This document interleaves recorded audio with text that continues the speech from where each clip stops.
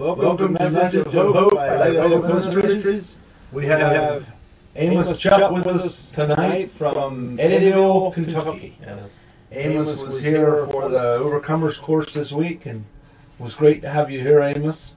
It was my pleasure. So, welcome to our show. Thank you. If that's what we call our show. We're going to be talking about the process of maturity. That's in our book, Understanding Emotional Healing, on page 189. Process of maturity. Process of maturity includes memories, triggers, weaning, maturity, discipleship, sonship, community, and body of Christ. So we're going to start on page 189, process of maturity. There's a process to maturity which will lead us to the fullness of who we are in Christ.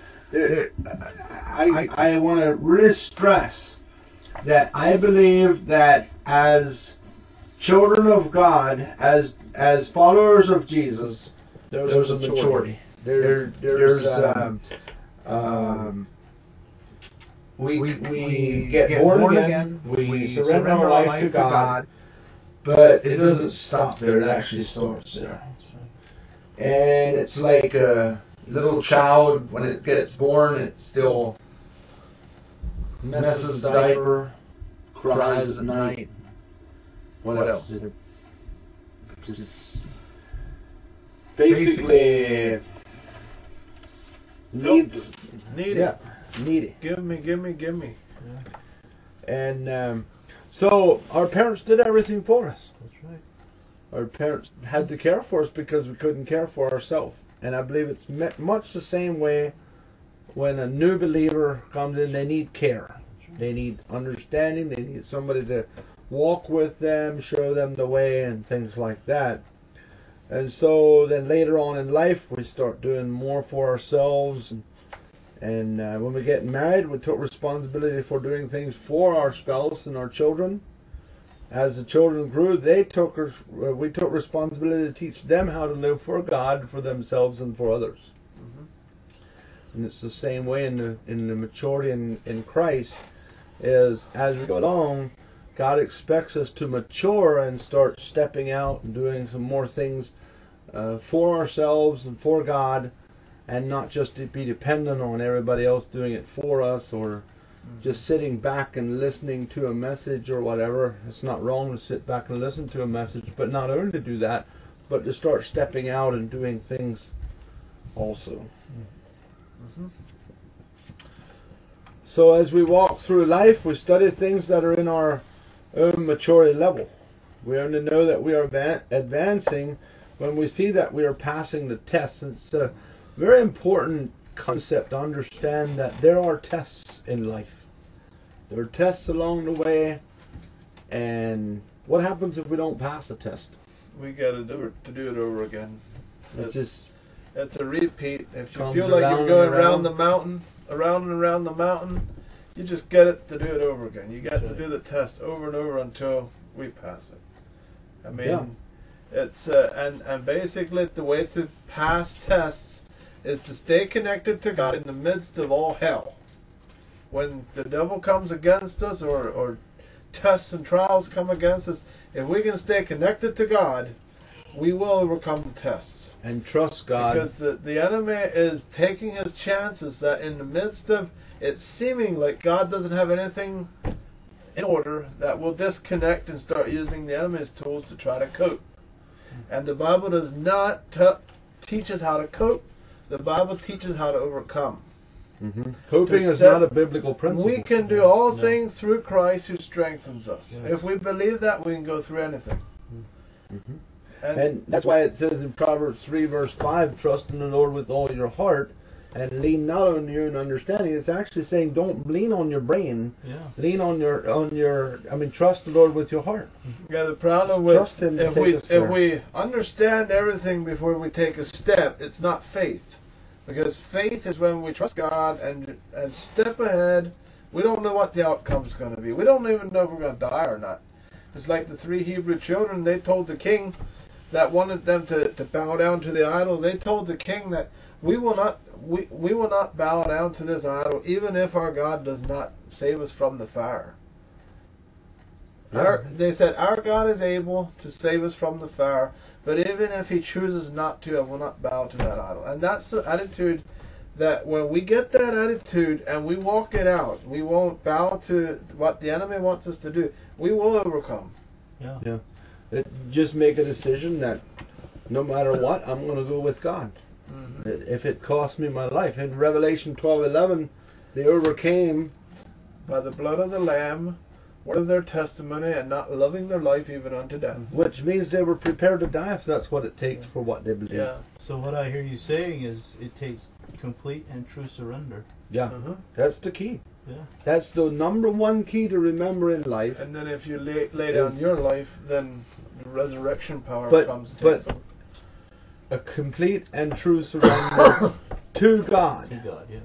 Because there's people that surrender, they just surrender, they just give up. There's nothing I can do, and they surrender, but not to God. That's right.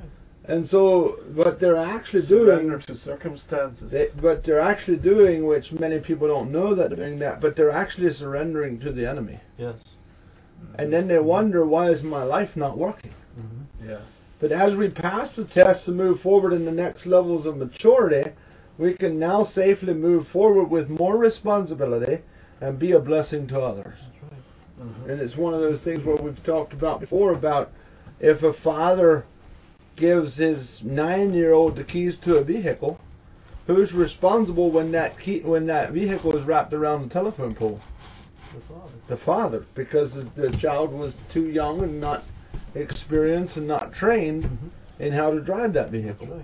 Right. So Father in Heaven's not going to give us things we're not trained for, because if we get it too quick, then the Father's responsible if we wreck. If you haven't passed the tests that are required for the new level of release that the Father wants to give you, He's not going to release it to you. That's right. And we're here praying, Lord, we want more. We want to experience your glory. We want to experience your power. We want to experience healing. We want to see the true kingdom of God happen. And He's saying, okay, let's go. Here's a test. And if you go ahead and pass it, then you can move to a new level of maturity. And if you don't pass it, you get to try again. Yeah. And try again. It's not a condemnation. It's nothing against you if you don't pass it. You just don't pass. You don't get to that new level of maturity. And so, well, one of the biggest principles for maturity and for advancement is the verse that says, if you're faithful in little, you're faithful in much. If you're not faithful in little, you're not faithful in much. And there's a spiritual principle, there's a spiritual law, that if you're faithful in little, then God will release more to you, because He's testing to see what you will do with just a little bit, and then He'll go to the next level with the next thing. And the law of promotion is right in there with that. So if you're working for a boss and you're doing just enough to get by, or maybe a little less than what's expected from you, you will be the first one to be fired. You will be the first one to get laid off or lose your job.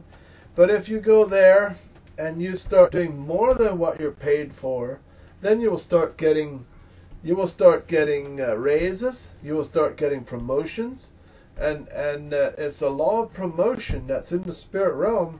That when people start getting a hold of this principle, all at once, instead of just being barely paid minimum wage or a little bit better, they start getting paid manager's position 3 and 4 times the money, because you get paid directly in direct result to how many problems you solve. If you solve little problems, you get paid a little. If you solve big problems, you get paid a lot. And every company needs managers, and if somebody's in a management position, they won't get laid off like the first people get laid off. First people get laid off is people that are just do without. Yeah. And we were talking earlier today too at the course. We were talking about that people actually pay more for character than they do for ability. That's right. Because if you can trust somebody, even if they might not have the ability, you can train them in the ability. And if you have character, you're going to be teachable. And if somebody has a whole bunch of ability, but you can't trust them, what's that going to do for you? Nothing. So character is actually more important than ability is. So when the children of Israel took over the promised land, God told them He was only going to give them the land little by little. That's actually in Exodus 23, 29, and 30. He said, I will not drive them out. I will not drive them out from before thee in 1 year, lest the land become desolate and the beasts of the field multiply against thee. By little and little I will drive them out from before thee until thou be increased and inherit the land. That's a principle that we see over and over again, even in our lives. Like if you're going for healing, if you're going for, find out, okay, what is it in my life that I want to change? I still don't like this anger that keeps rising up, or whatever it may be. If you're faithful in that little and get dealt with that, He'll help you to drive out some more stuff and keep cleansing you. And there's principle in the church, in the body of Christ, that I think a lot of church splits get happened over this.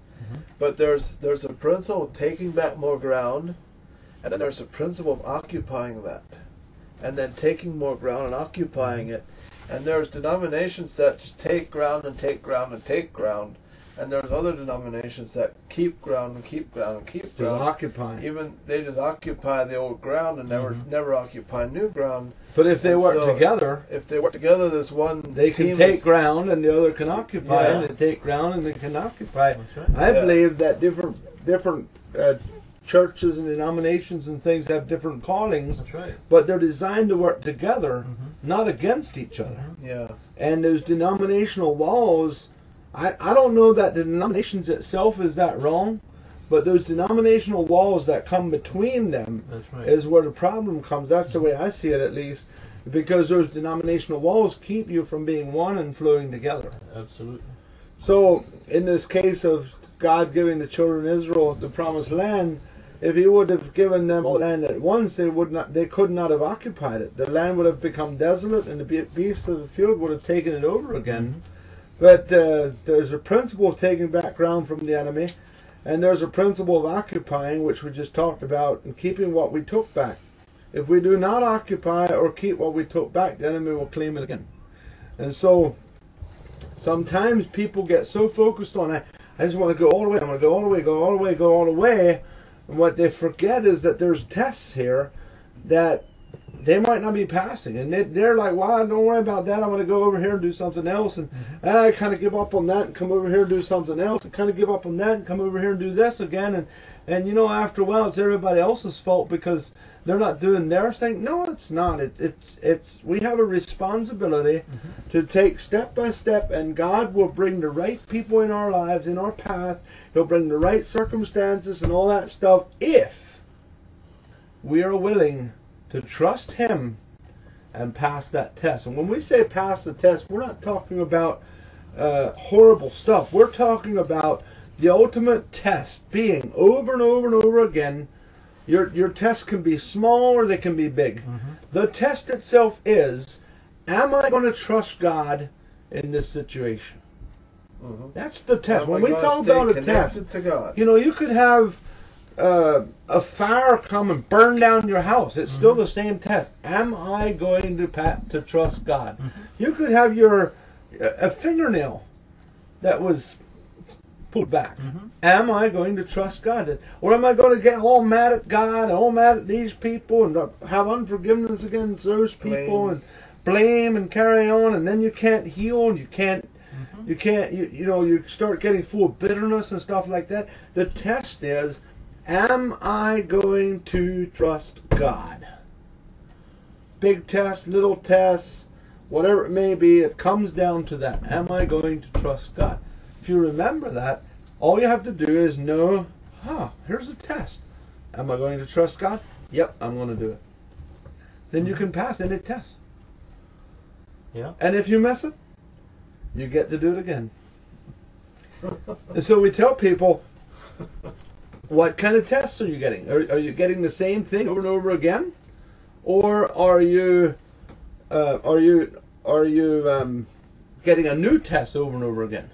See, if you're getting the same test over and over, 1 week after next, same test, then you're not passing the test somewhere. Obviously. Now, if, let's say, for instance, in 1 week, you get all kinds of tests, but they're all different. That means that you are now on a fast track moving forward. God said, hey, you passed that one? How about this one? You passed that one? How about this one? You passed that one? How about this one? And you passed all 5 of them. You just went, boom, forward fast. Because you were able to go and trust God in all those situations.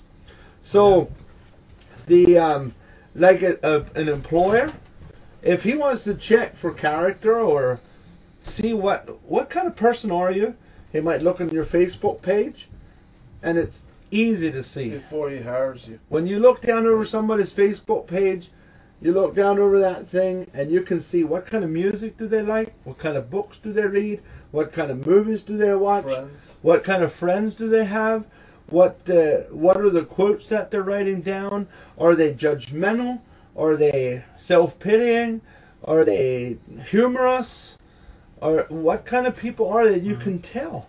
By looking at that Facebook page, you can tell a lot about a person. Yeah. And so, because I heard this quote, remember some years ago we heard this quote, the way you do anything is the way you do everything. That's right. And so you can tell these little things here and there about something, and it's like, oh, okay, so that's how you do things. Yeah. And so you can tell a whole lot about that. So there's a principle of taking background from the enemy. There's a principle of occupying. When the disciples started walking with Jesus, Jesus did the work and the disciples watched. So that's number one. Jesus did the work, the disciples watched. As the disciples matured, Jesus did the work and the disciples helped. They helped to set the people in rows, to feed the multitudes. Later on, the disciples were sent out, and Jesus helped them. Yeah. And then finally, the disciples did the work and Jesus left. That's true. So there's 4 levels of maturity right there. First they watched and just watched what to do. Later they helped. Later they did it and Jesus helped. And then later they did it and he left. It's like, okay, you're doing the work now. I'm going to go prepare a place. Wow. Yeah. Now that doesn't mean he's not here to help us. Sure. But there's a principle there. Even if you have like an employee, you might first show him how to do it, then you might help him do it, and then you might get him to do it and you help, or rather first, the second step is you get him to help you, and then you let him do it and you help him, and then you say, okay, you got it now do it. So it's interesting with that. So, and so we come to memories. Memories do not hold us in bondage. A lot of people believe memories hold us in bondage. Because, I remember when I was 7 years old and this cousin slapped me across the face, and so that's holding me in bondage. No, it's not. Our past does not hold us in bondage. It is our perception of the memory and the perception of the past that holds us in bondage. How do we see that? So if we have unforgiveness, bitterness, retaliation, rejection, whatever it may be, that's what holds us in bondage. That perception of that. And when you change that perception, perception is actually what we believe about something. And it's like when we believe that what happened in our life was all bad, it is always because believing that God was not in control, or that God had somehow got this one wrong and I have to step in and do something about it. See that so many times. God's not protecting. God's not doing it our way. God's not obedient to me. Is God obedient to you, Amos? No. I mean, there's people that get all upset and they're just like, God's not doing it the way I think He should do it. And so, like, do you really believe that God is supposed to be obedient to you? Well, yeah, but what would happen if you would just surrender to Him? What would happen if you would just let Him be God and you realize that you're not? It works so much better. So, but these mindsets can be programmed into us at a young age, and then these patterns continue to work in us even as adults if those lies are not dealt with and replaced with truth. Because you just continue to go around in that thing and continue to believe that lie that, hey, you know, God didn't protect me, so I have to protect myself. And we have people in their 60s and 70s and sometimes older, hey, I still have to do this because God didn't protect me and then when they actually go there and find out, they realize that, oh, if they would have actually trusted God, it would have worked out better. Yeah. They were deceived by the enemy to believe they have to do it themselves. If we continue to believe the lies, we will get triggered, and those triggers will operate from our default system that was programmed into us by those lies. See, even if you want to change your life, when that's okay until something goes wrong, then you automatically revert back to your default program. So you have to make sure that your default program is, I'm going to trust God. Yeah. Because if something goes wrong, you will automatically trust God. If your default program is that. If your default program is self-defense, then when something goes wrong, you self-defend. That's right. And so there's a lot of people that they know what they should do because, you know, this is what the Bible says, so I'm going to do this, but they don't change their default program. It works out great until something goes wrong. You know, once it's like, oh. That's the difference between positive thinking and actually trusting God. See, you can do positive thinking with your will, but your default program is still going to be self-defense when that will is stressed or when you're in a situation that's completely out of control. But if your default program is you trust God, see, when you trust God, you will still do the positive think. You will still think positive because God is positive. Yeah. But it's positive thinking submitted to trusting God, not trust. You know, some people try trusting God submitted to positive thinking, and that doesn't work. Well, positive thinking is out of your mind, and trusting God has got to be out of your heart. Yeah, exactly right. So we're going to stop here with this lesson. Next week we're going to talk about triggers in the process of maturity. Triggers and then weaning, however far we get. Okay. But Amos, you were at the course this week.